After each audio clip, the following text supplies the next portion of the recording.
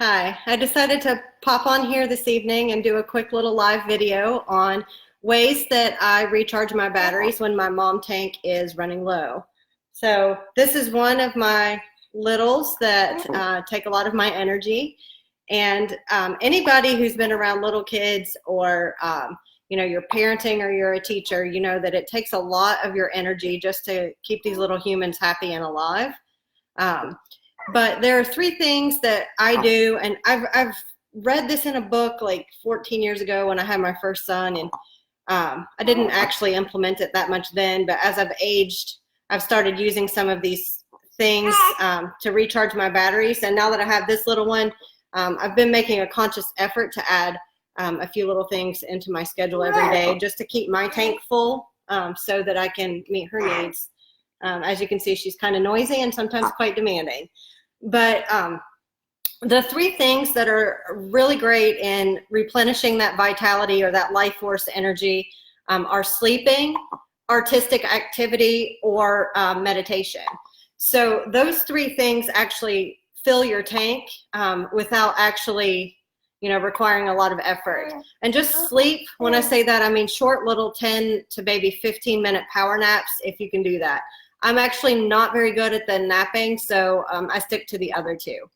So meditation, I've been adding in just a short little meditation, just focusing on my breath and nothing else for a few minutes every day. And it's actually kind of funny because my husband and I try to do this together.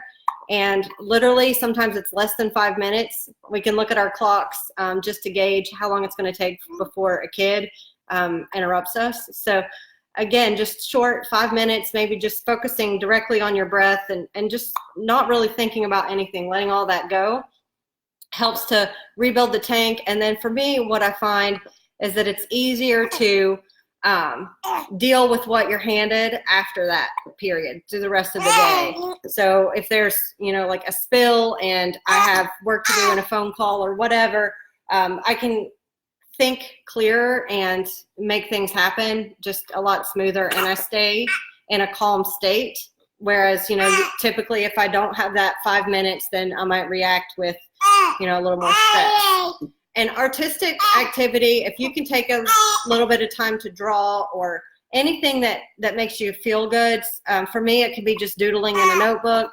I like to paint sometimes, or even just do some of those coloring books, like the calm coloring books. I'm sorry, this baby's making a lot of noise. But any kind of artistic activity will replenish the energy that your little ones are draining. So even if you just set aside maybe 15 minutes during the start of a nap time or in the evenings before bed, and that's a great time to do the meditation as well. So that'll carry you into the next day. But those three things I found really, really helpful. And I'm just going to plug a book that I read. Like I said in the beginning of the video, I bought it 14 years ago for the first time. I thought that it made a lot of sense. And then I've been looking at it now since I have two other smaller ones that, really are kind of requiring a lot of my attention. So, yeah, the book is You Are Your Child's First Teacher, and it's by Rahima Baldwin Dancy. I think I have it right here. And that's been really helpful for me, just to structure my days, to find rhythm and ways to take care of myself just in brief moments throughout the day. So I hope that was helpful. I'm glad you joined in to watch, and I'll talk to you guys again soon. Bye.